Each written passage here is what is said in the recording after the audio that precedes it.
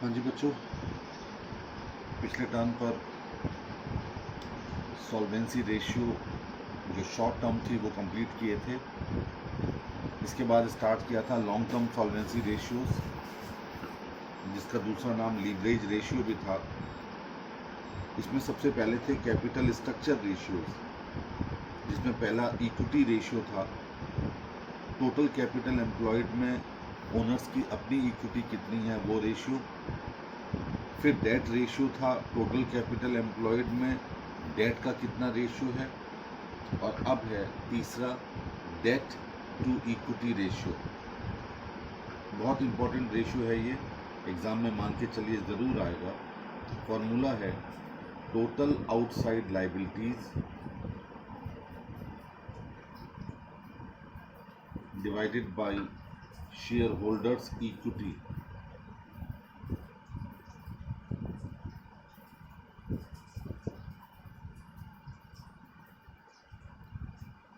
और total dates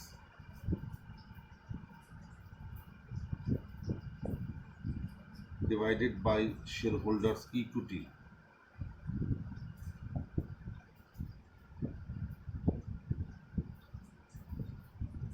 एक बात ध्यान रखिए, कभी कभी कुछ क्वेश्चंस में इसमें कंट्रोवर्सी है। कुछ जगह तो टोटल आउटसाइड लाइबिलिटीज जैसा लिखा है, इसमें करंट लाइबिलिटीज को भी शामिल किया जाता है। टोटल आउटसाइड लाइबिलिटीज में तो करंट लाइबिलिटीज भी हैं, और कुछ जगह शामिल नहीं करते हैं। मैं ये नहीं कह सकता कि कौन सी जगह करते हैं कौन सी जगह नहीं करते हैं। ये अलग अलग राइटर्स ने अपनी अलग अलग सोच बनाई हुई है। तो जहां पर वो लोग नहीं करना चाहते उन बुक्स में ये फॉर्मूला होता है long term debts divided by shareholders equity.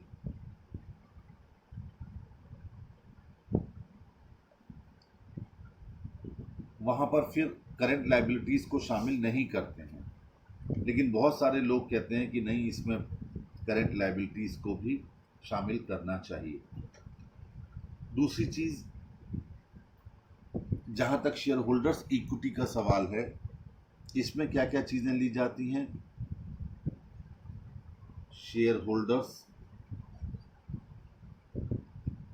Equity, इसमें इक्विटी शेयर कैपिटल ली ही जाएगी, कोई शक ही नहीं है।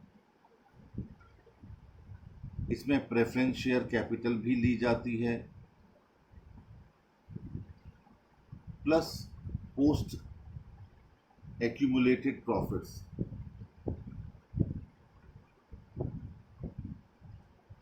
यानी वही जनरल रिजर्व या जितने भी फ्री रिजर्व्स होते हैं वो भी इसमें इंक्लूड कर दी जाती हैं। और लेस कर दिया जाता है fictitious assets,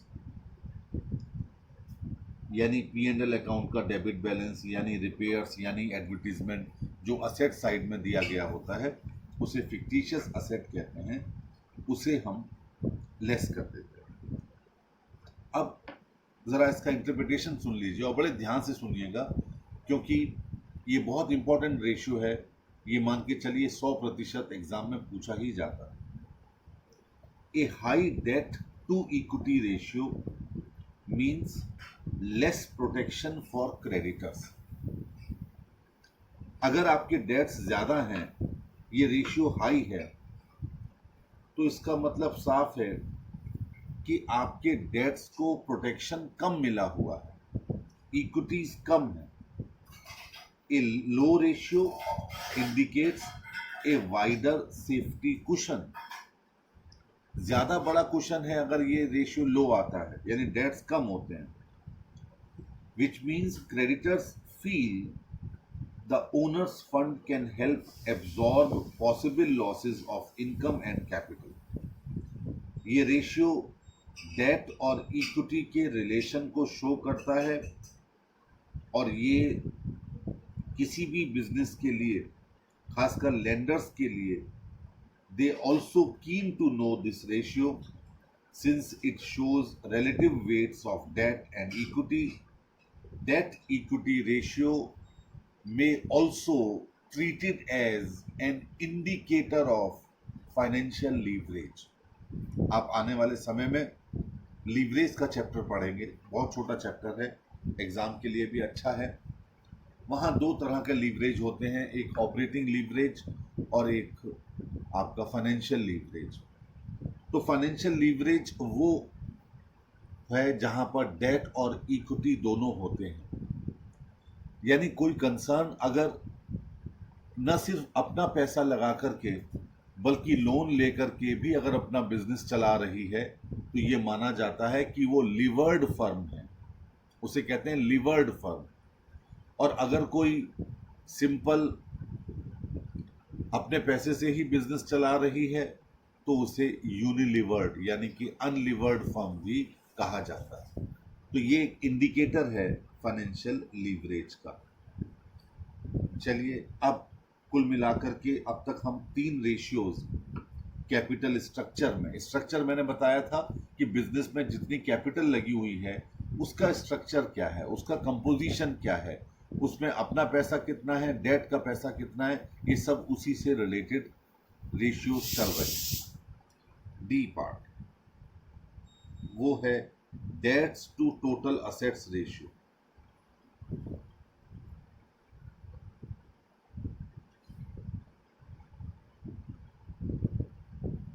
dates to total asset ratio यानी टोटल असेट्स में टोटल डेट्स का कितना बड़ा रोल है। फॉर्मूला है total outside liabilities divided by total assets और total debts divided by total assets. ये सारे फॉर्मूले आपको याद रखने होंगे, ये नहीं कि कोई भी भूल जाओ आप, क्योंकि एग्जाम में डायरेक्ट फॉर्मूले आते हैं, कभी कभी कुछ फॉर्मूले दिए जाते हैं आंसर, उसकी मदद से ट्रेडिंग P&L भी बनाना पड़ता है, बड़ा क्वेश्चन हो जाता है वो। तो total debts divided by total assets यानी टोटल असेट्स में कितना प्रोपोर्शन डेट्स का है, यानी आपने जो संपत्तियां खरीदी हुई हैं वो कितने लोन लेकर खरीदी हैं और कितना अपना पैसा लगाकर खरीदी हैं, ये है debts to total asset ratio. इसके बाद जो रेशियो आपके साथ डिस्कस कर रहा हूं वो भी बहुत इंपॉर्टेंट है, कैपिटल गियरिंग रेशियो।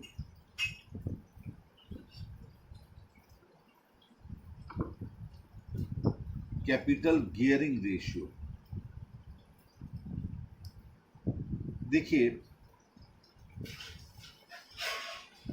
किसी भी गाड़ी में गियर का क्या रोल है और उसी गियर के रोल से ही ये गियरिंग रेशियो बना। दरअसल फाइनेंशियल मैनेजमेंट में ऑटोमोबाइल इंडस्ट्री का बहुत बड़ा रोल लगता है कई बार। जैसे लीवरेज लीवर से बना है, जो लीवर हमारी गाड़ी को ऊपर उठाता है जब पंचर हो जाती है, स्टेपनी बदलते हैं हम, जिसका एक हिस्सा जमीन से चिपका रहता है और दूसरा हिस्सा ऊपर की ओर उठता है, और उसके ऊपर उठने ही से हमारी गाड़ी उठ जाती है, और छोटा सा लीवर होता है और इतनी बड़ी गाड़ी को उठा देता है। उसका हम एक पार्ट घुमाते रहते हैं जिससे गाड़ी उठती चली जाती है। ये लीवरेज है कि हम अपनी जो कैपिटल लगाते हैं बिजनेस में वो तो इक्विटी शेयर कैपिटल है, वो तो जमीन से जुड़ी रहती है, लेकिन जितना हम डेट्स लेते रहते हैं वो डेट से हमारा बिजनेस ऊपर की ओर उठता चला जाता है। तो वो लीवर जो एक प्रकार का टूल है गाड़ी को ऊपर उठाने वाला, फाइनेंशियल मैनेजमेंट में उससे एक टॉपिक बन गया लीवरेज, लीवर से बना लीवरेज। उसी प्रकार किसी गाड़ी में जो गियर बॉक्स का रोल होता है उससे बनता है capital gearing ratio. Gear box का क्या काम है, गियर क्यों बदलते हैं? कुछ लोग कहेंगे स्पीड बढ़ाने के लिए। नहीं, स्पीड बढ़ाने के लिए तो एक्सीलेटर है। गियर का रोल होता है कि आप अपने इंजन और स्पीड के बीच में कोऑर्डिनेशन बनाते हैं गियर बॉक्स। आपको अपनी स्पीड बढ़ानी है तो आपको अपने इंजन को भी उसी स्पीड पर लाना होगा।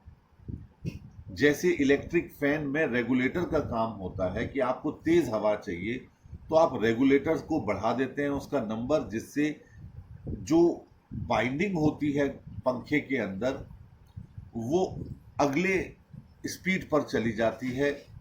तो जिस स्पीड पर पंखा दौड़ रहा होता है उसी स्पीड पर पंखे के अंदर जो बाइंडिंग है वो अपना वर्क कर रही होती है। उसी प्रकार गियर का काम है कि गियर बदलो। अगर आप बहुत कम स्पीड पर चला रहे हैं गाड़ी और हाई गियर लगा रखा है तो गाड़ी रुक जाएगी, और अगर आपने स्पीड बढ़ाने की कोशिश कर दी और गियर आपने कम रखा हुआ है तब भी गाड़ी बैठेगी, आपका इंजन डूबेगा। हम जैसे ही स्पीड बढ़ाते हैं हम अपना गियर भी उच्च यानी कि हाई लेवल पर लेते चले जाते हैं। ये गियर का काम है।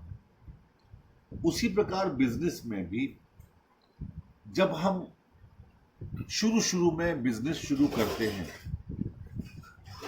तो कैपिटल स्ट्रक्चर में ये कहा जाता है कि हमें अपनी कैपिटल को बिजनेस में लगा करके बिजनेस की शुरुआत करनी चाहिए।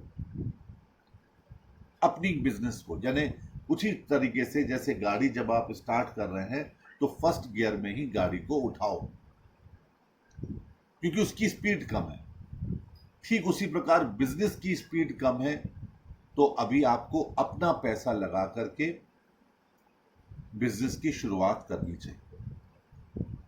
पर जैसे ही बिजनेस की स्पीड बढ़ने का अंदेशा हमें लगे हमें गियर बदल देना चाहिए और फिर अपनी कैपिटल की बजाय हमें लोन को प्रेफरेंस देना चाहिए। ये ध्यान रखिएगा। और ये कुछ सुनी सुनाई बात नहीं है, बड़ा सिंपल सा फंडा है फाइनेंशियल मैनेजमेंट का। मान लीजिए आपने अपनी कैपिटल लगाई, आपका बिजनेस 15% का प्रॉफिट देता है तो आप अपनी कैपिटल पर 15% का प्रॉफिट ही एक्सपेक्ट करोगे कि मुझे 15% का ही प्रॉफिट हो। आपका बिजनेस बढ़ा, स्पीड बढ़ी तो भी आपने अपनी कैपिटल और लगा दी तो भी आप 15% ही एक्सपेक्ट करोगे।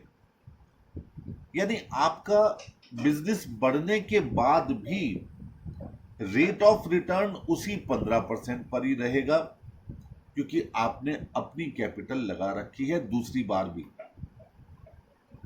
आपकी एक्सपेक्टेशन वही 15% है तो अपनी कैपिटल लगाई पहली बार भी तब भी 15%, दूसरी बार जब बिजनेस तेज चलने लगा तो भी 15%। ऑन द अदर हैंड अगर आपने लोन लिया होता तो वो लोन आपको 9% पर, 10% पर, 11% पर, 12% पर आपको मिल जाता। तो आपने क्या किया, लोन लेकर के बिजनेस को एक्सपेंड किया।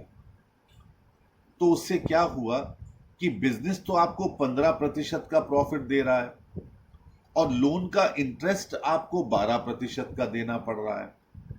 और साथ में एक और बेनिफिट हो गया कि जितना आपने लोन पर ब्याज पे किया उससे टैक्स सेविंग भी हो गई आपकी। यानी कायदे में देखा जाए तो अगर 12% का आपका इंटरेस्ट ऑन लोन है और आप 20% वाले स्लैब में आते हैं इनकम टैक्स के, तो 12 का 20% 2.4 आपका और बच गया। यानी कायदे में आपकी जेब से सिर्फ 9.6% का इंटरेस्ट गया। आप मेरी बात को ध्यान से सुनिए। मैं कहता हूं बिल्कुल मरी हालत में आपका कोई गुडविल नहीं है मार्केट में, आपको 15% का ही इंटरेस्ट पर लोन मिला और 15% ही आपका बिजनेस कमा रहा है तो भी आपको लोन ले लेना चाहिए। क्यों? क्योंकि 15% पर अगर आप 20% के स्लैब में हैं तो 3% आपका टैक्स बच गया। तो पुरानी वाली जो कैपिटल आपने लगा रखी थी उस पर तो आपको 15% का लाभ हो ही रहा है, वो तो आपका पूरा पूरा है। और जो नया लोन लेकर के आपने बिजनेस को एक्सपेंड किया उस पर आपको 3% का लाभ हो गया बिना अपना पैसा लगाए हुए, क्योंकि आपने 15% कमाया और 15% का ही ब्याज दे दिया। लेकिन ये ब्याज आपने P&L की डेबिट साइड में दिखा करके अपने 3% के टैक्स को बचा लिया। अगर आप 20% वाले स्लैब में आते हैं, अगर आप 30% वाले स्लैब में आते हैं तो 4.5% आपने बचा लिया। जबकि लोन आपको 15 पर नहीं मिलेगा, कम पर मिलेगा, निश्चित है ये। जितना मार्केट में नॉर्मल रेट ऑफ रिटर्न चल रही होती है, लोन उससे नीचे रहता है हमेशा। मैं तो आपको बुरी हालत की जवाब दिया। और लोन अगर आपको 12% पर मिल गया तो आपके हाथ पल्ले से सिर्फ 9.6% जा रहा है, क्योंकि इंटरेस्ट ऑन लोन आप पे तो 12% कर रहे हैं, लेकिन आपकी जेब से 9.6 जा रहा है। 2.4 तो गवर्नमेंट का कम हो रहा है, जो टैक्स आप कम देंगे उसको। तो आप सोचो कि आपकी उस पैसे पर जो आपने लगाया ही नहीं, आपको 5.4% का लाभ हो गया, क्योंकि आपकी जेब से 9.6% गया। तो उससे बिजनेस में गियर बदल दिया। जब बिजनेस की स्पीड बदली तो आपने बजाय अपना पैसा लगाने के गियर बदल दिया।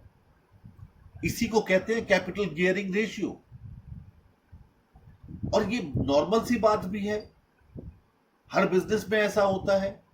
जब बिजनेस अच्छा चल जाता है, आप जो 3 पीस किसी आइटम के परचेज करते थे, अब आप 6 पीस या 12 पीस परचेज करने लगे, आपकी गुडविल मार्केट में बढ़ गई, तो सप्लायर आपको उधार माल भी बेचना शुरू कर देता है। जबकि यहां पर उधार माल की बात कम होती है, क्योंकि वो तो एक शॉर्ट टर्म सॉल्वेंसी की में आ जाता है। लेकिन फिर भी मैं आपको एग्जांपल दे रहा हूं। और जब उधार माल मिलता है तो लोग क्या करते हैं, अपने पैसे को बिजनेस से निकालना शुरू कर देते हैं और दूसरों का पैसा व्यापार में लगाना शुरू कर देते हैं।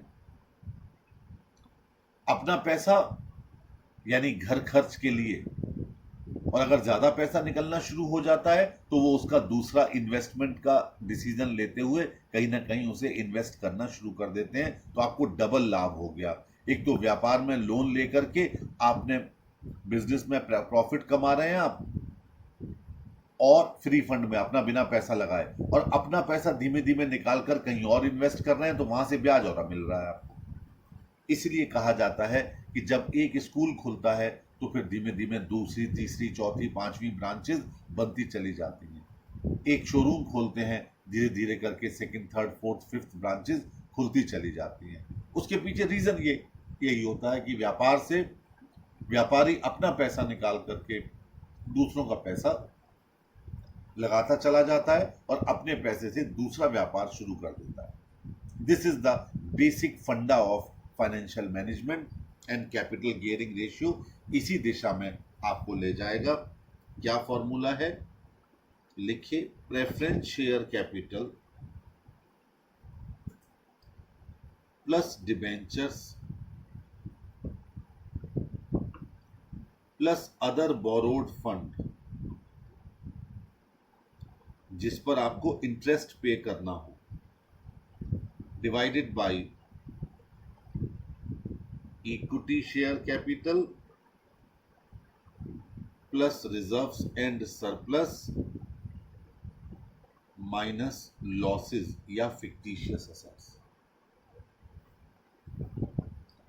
यानी हमने अपनी कैपिटल का उस पैसे से रेशियो निकाला जो बाहर के लोगों का है, जिस पर हमें फिक्स्ड रेट से डिविडेंड या इंटरेस्ट पे करना होता है। प्रेफरेंस शेयर कैपिटल पर भी आप फिक्स्ड रेट से डिविडेंड पे करते हो और डिबेंचर्स पर फिक्स्ड रेट से इंटरेस्ट पे करते हो। अदर बोरोड फंड, चाहे आपने बैंक से लिया या किसी और फाइनेंशियल इंस्टीट्यूशन से लिया, वहां पर भी आप फिक्स्ड रेट से इंटरेस्ट पे करते हो। तो ऐसी इंटरेस्ट बियरिंग सिक्योरिटीज और preference dividend bearing preference share capital, इन दोनों के टोटल को आप कंपेयर कर रहे हो अपने पैसे से, अब आप कहेंगे सर रिजर्व एंड सरप्लस का पैसा कहां से, वो तो बिजनेस का ही है। अरे भाई वो बिजनेस का नहीं है, वो आपका है। वो प्रॉफिट हुआ था बिजनेस का आपके लिए, आप निकाल लेते उसे, लेकिन आपने बिना निकाले बिजनेस में ही रिजर्व कर दिया। तो ये आपका पैसा लगा है। आपसे मेरा मतलब ओनर्स का पैसा लगा है, ओनर्स से मेरा मतलब इक्विटी शेयर होल्डर्स का पैसा लगा है। तो आप इन दोनों के बीच में क्या कर रहे हैं, इस वक्त आप कंपेयर कर रहे हैं। जो निकल के आता है उसे कैपिटल गियरिंग रेशियो निकल के आता है। हाई कैपिटल गियरिंग रेशियो हमेशा बेनिफिशियल होता है बिजनेस के लिए, यानी जहां लोन अधिक होता है इक्विटी शेयर कैपिटल से, और लो गियरिंग कैपिटल रेशियो थोड़ा सा कम लाभदायक होता है। लेकिन फिर मैं आपसे एक बात कहूं, हर फॉर्मूला हर बिजनेस में हर सिचुएशन में नहीं लगता, क्योंकि कोई भी बिजनेस जो अभी इनिशियल स्टेज में है उसके लिए लो कैपिटल गियरिंग रेशियो ही बेटर है। अपनी कैपिटल ज्यादा लगी होनी चाहिए, क्योंकि अगर आपने अपने बिजनेस में शुरू से ही लोन लेकर के बिजनेस की शुरुआत की तो आपके ऊपर सबसे बड़ा बर्डन उसके इंटरेस्ट को पे करने का होगा। शुरू शुरू में ही जब बिजनेस की स्पीड कम है तो आप परेशानी में आ जाएंगे। और जब आपको किसी और का कुछ देना नहीं है, आपका अपना दुकान है, आपने कोई लोन नहीं ले रखा, फिर आप टेंशन नहीं करेंगे। आप कहोगे यार कोई बात नहीं, मुझे किसी का किराया नहीं देना, मुझे किसी का लोन का ब्याज नहीं देना, मैं अपनी दुकान पर बैठा हूं, कस्टमर आ जाएगा तो मुझे दे के जाएगा, नहीं आएगा तो कोई टेंशन नहीं, मैं जीरो पर तो हूं, मैं माइनस पर तो नहीं जा रहा।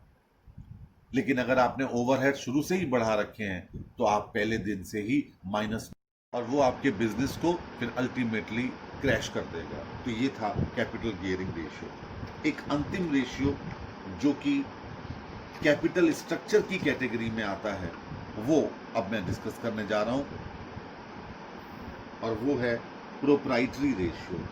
This is F part, proprietary ratio.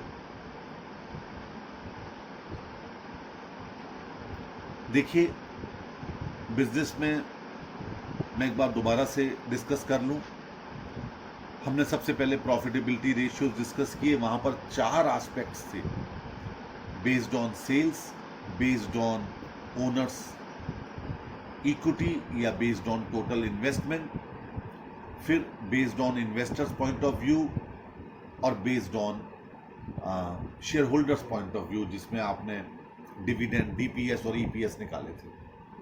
इसके बाद हम चले आए लिक्विडिटी रेशियोज पर। इसमें पहला निकाला शॉर्ट टर्म सॉल्वेंसी रेशियोज, जिसमें current ratio, quick ratio, acid test ratio, ये सारे आपको करवाए गए। उसके बाद हम चले गए लॉन्ग टर्म सॉल्वेंसी रेशियोज पर, जिनको लीवरेज रेशियो भी कहते हैं। और लीवरेज रेशियो में पहला था कैपिटल स्ट्रक्चर रेशियो, उसमें 5वां डिस्कस करने जा रहा हूं प्रोप्राइटरी रेशियो। आप टिप्स पर आपस में खाली बैठकर गिना करो और एक दूसरे के साथ फॉर्मूले डिस्कस किया करो, जिससे कि ये पूरा चीज रट जाए। पहला था इक्विटी रेशियो, दूसरा था डेट रेशियो, तीसरा था डेट इक्विटी रेशियो, चौथा था कैपिटल गियरिंग रेशियो, और 5वां शुरू करने जा रहा हूं प्रोप्राइटरी रेशियो। बहुत सिंपल है। Proprietors fund divided by total assets.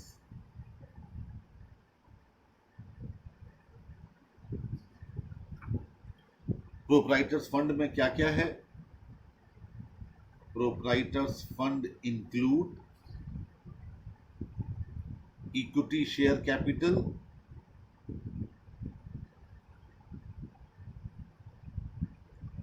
Plus preference share capital, plus reserves and surplus.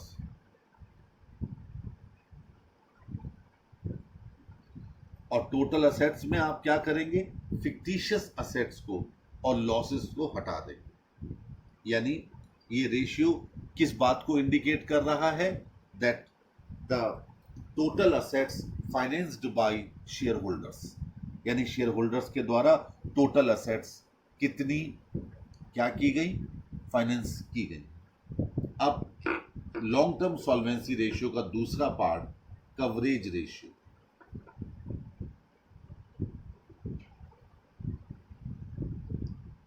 देखिए कवरेज रेशियो का मतलब होता है कि आप अपने इंटरेस्ट ऑन लोन को पे करने में कितना आपके पास कवर है, यानी अम्ब्रेला रेशियोज भी कह सकते हैं।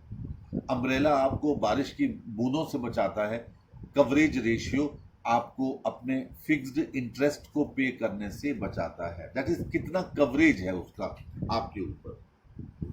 सबसे पहला है इसमें debt service coverage ratio. Debt service coverage ratio, this ratio indicates या judge the firm's ability to pay off current interest and installments। ये रेशियो इस बात को इंडिकेट करता है कि आप वर्तमान में चल रहे अपने ब्याज की किस्तें और प्रिंसिपल अमाउंट जो आप पे करेंगे उसको पूरा करने में, उसको पे करने में कितना सक्षम है। अब क्या फॉर्मूला है? Earnings available for debt services divided by interest plus installments. अभी बताता हूं मैं आपको कि earnings available for debt services क्या होती हैं। ये तो क्लियर हो गया, इंटरेस्ट और इंस्टॉलमेंट यानी प्रिंसिपल अमाउंट की इंस्टॉलमेंट, और इंटरेस्ट मतलब जितना उस पर ब्याज लगा है। अब लिखिए अर्निंग्स फॉर डेट सर्विस क्या होती है। Earnings for debt service is equal to net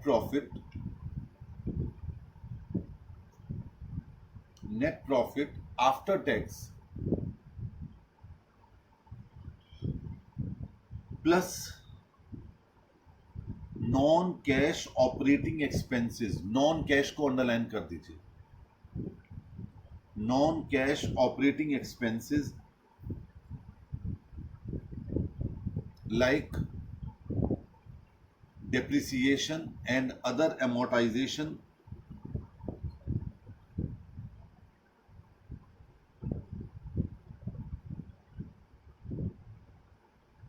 plus interest, यानी इंटरेस्ट को भी आपको ऐड करना है।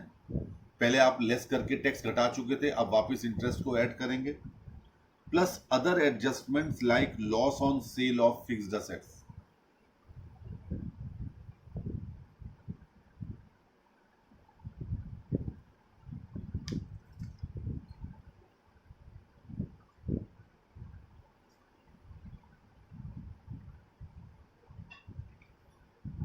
ठीक है, इसको दूसरी शब्दों में इस पूरी लाइन को जो आपने अभी लिखी है फंड फ्रॉम ऑपरेशन भी कहते हैं। अगर फंड फ्लो स्टेटमेंट आपके सिलेबस में होता तो आप कई बार 50 क्वेश्चन में कम से कम फंड फ्रॉम ऑपरेशन निकालते, लेकिन अब वो आपके सिलेबस में नहीं है तो ये आपको निकालना नहीं पड़ेगा। इस पूरे जो सेंटेंस मैंने आपको लिखवाया था इसे हम फंड फ्रॉम ऑपरेशन कहते हैं।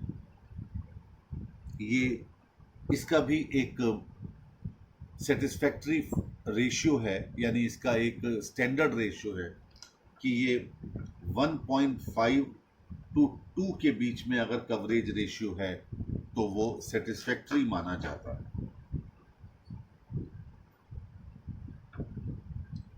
यानी कि अगर बिजनेस में जितना इंटरेस्ट आपको पे करना है और इंस्टॉलमेंट की रकम पे करनी है, अगर 1.5 गुना या 2 गुना आप प्रॉफिट कमा रहे हैं तो ये बहुत संतोषजनक है। इसीलिए इसका एक स्टैंडर्ड रेशियो दिया गया है 1.5 to 2। दूसरा पार्ट आ जाइए इसी कवरेज रेशियोज में, इंटरेस्ट कवरेज रेशियो।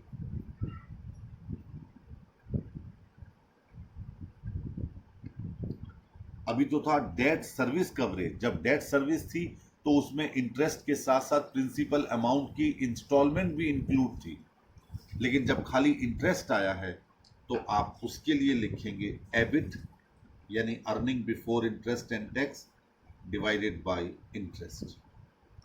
यानी इंटरेस्ट को पे करने के लिए आपकी अर्निंग्स जो बिफोर इंटरेस्ट और बिफोर टैक्स कितनी है, that is interest coverage ratio.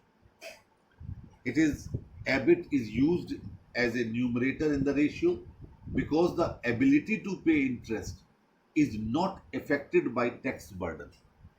क्योंकि इंटरेस्ट को पे करने की योग्यता, इंटरेस्ट को पे करने की आपकी ताकत, एफिशिएंसी, वो टैक्स से प्रभावित नहीं होती। क्योंकि इंटरेस्ट हमें पहले पे करना होता है और उसको पे करने के बाद आए हुए अमाउंट पर टैक्स पे करना होता है, इसलिए हमें टैक्स से पहले लेना होता है earnings.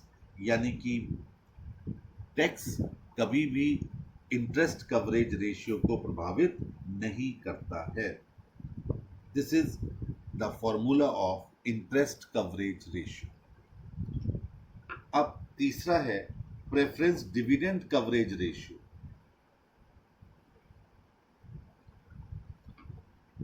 Preference dividend coverage ratio यानी आप अपने प्रेफरेंस को डिविडेंड पे करते हैं, उस डिविडेंड को पे करने के लिए आप कितने सक्षम हैं। तो यहां पर कौन सा वाला नेट प्रॉफिट लिया जाएगा? ऑब्वियसली आपको नेट प्रॉफिट आफ्टर टैक्स वाला लेना होगा फॉर्मूला। तो फॉर्मूला क्या है? Net profit after tax divided by preference dividend. जितना नेट प्रॉफिट आफ्टर टैक्स आपका अधिक है, उतना इक्विटी डिविडेंड आप ज्यादा पे कर रहे हो। जितना सोचो, ये रेशियो जितना ज्यादा आएगा, उससे ये तो पक्का पता चलेगा कि प्रेफरेंस डिविडेंड देना तो बहुत सुरक्षित है, लेकिन साथ में ये भी एक निष्कर्ष निकलेगा कि आप इक्विटी डिविडेंड भी अधिक पे कर रहे होंगे। क्यों? क्योंकि आपका नेट प्रॉफिट आफ्टर टैक्स ज्यादा है और प्रेफरेंस डिविडेंड कम है। आप इसी की तरीके से इक्विटी डिविडेंड कवरेज रेशियो भी आसानी से कैलकुलेट कर सकते हैं। वहां क्या करना होगा? वहां नेट प्रॉफिट आफ्टर टैक्स में प्रेफरेंस डिविडेंड को भी घटाना होगा, उसके बाद आप इक्विटी डिविडेंड कवरेज रेशियो निकाल सकते हैं। यानी वो फॉर्मूला हो जाएगा net profit after tax after preference dividend divided by equity dividend. This is actually the ratio for calculating equity dividend coverage ratio. और अब इसी कड़ी का अंतिम रेशियो, और वो है fixed charges coverage ratio.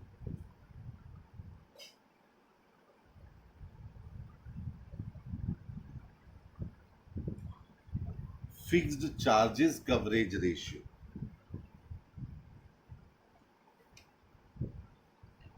Formula है EBIT plus depreciation,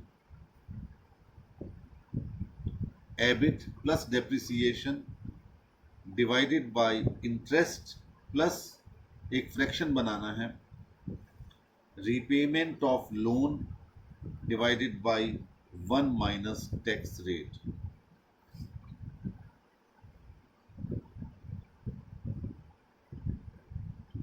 repayment of loan divided by 1 minus tax rate।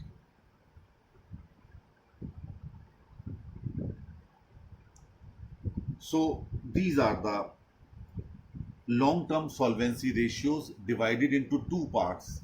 The first part was capital structure ratios, and the second part is coverage ratio. Now I am going to start the last part of this chapter, और इसके बाद हम लगातार questions करेंगे।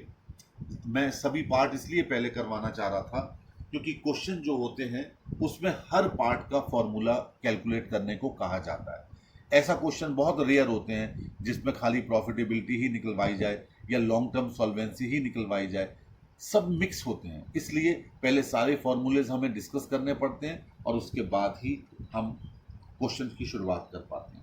And now the last type of ratios, activity ratios, इसका दूसरा नाम है efficiency ratios, तीसरा नाम है परफॉर्मेंस रेशियोज,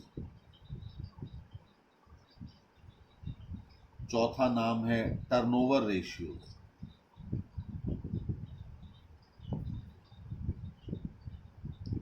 देखिए ये अलग अलग नाम है लेकिन काम एक ही है इन सब का। टर्नओवर का मतलब होता है पलटी मारना, यानी टर्न ओवर, टर्न कर लेना। इसका पहला फॉर्मूला है टोटल असेट्स टर्नओवर रेशियो। याद रखिए ये सारे रेशियोज टाइम्स में निकलेंगे। प्रॉफिटेबिलिटी रेशियोज परसेंटेज में थे, लॉन्ग टर्म सॉल्वेंसी रेशियोज और शॉर्ट टर्म सॉल्वेंसी रेशियोज ये प्रपोर्शन में थे। अब ये जितने भी निकलेंगे ये टाइम्स में निकलेंगे, कितने गुना, टोटल असेट्स टर्नओवर रेशियो। और यहां पर टर्नओवर वर्ड भी यूज किया गया है, यानी फिर सेल्स आ जाएगी, लेकिन क्वेश्चन में अगर कॉस्ट ऑफ गुड्स सोल्ड मिल जाए तो वो ज्यादा प्रेफर करना बजाय सेल्स के, क्योंकि सेल्स में प्रॉफिट जुड़ा रहता है। इसलिए formula is very simple, sales आगे ऑब्लिक करके लिख रहा हूं, cost of goods sold divided by total assets.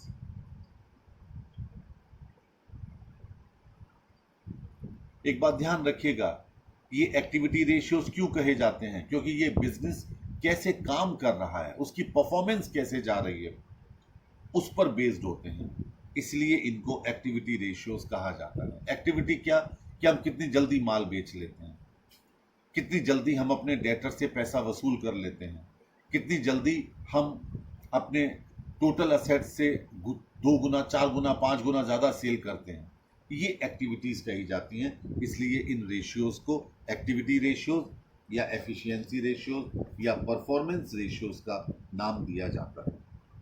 दूसरा है फिक्स्ड असेट्स टर्नओवर रेशियो।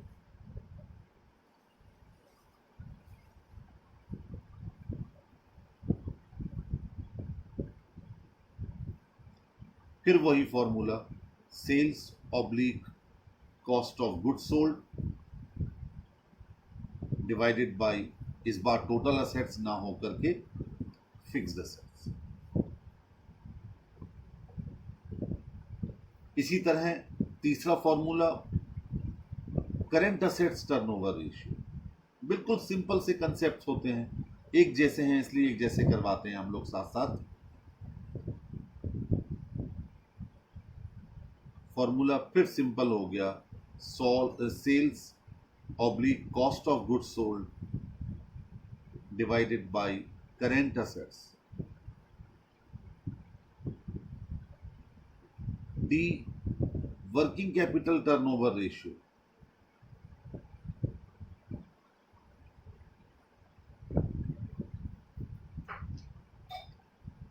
यानी फिर sales COGS divided by working capital.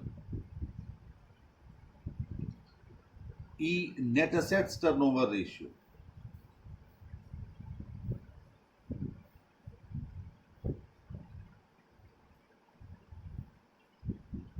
और वो है सेल्स ऑब्लिक COGS। मैंने पहले कहा COGS मिल जाएगी तो आपको वही लेना चाहिए, divided by net assets. Net assets का मतलब वही आपकी total assets minus current liabilities, total assets minus total liabilities, that is net assets. अब ये सारे कंप्लीट हो गए सिंपल टर्नओवर रेशियोज। अब इसमें 3 रह गए हैं, मैं अभी नहीं करवाना चाहूँगा, वो अगले लेक्चर में देता हूँ क्योंकि उस पर थोड़ा डिस्कशन चलेगा। एक ITR रह गया, इन्वेंट्री टर्नओवर रेशियो, एक रिसीवेबल टर्नओवर रेशियो और एक पेबल टर्नओवर रेशियो। बस ये 3 रेशियोज हैं।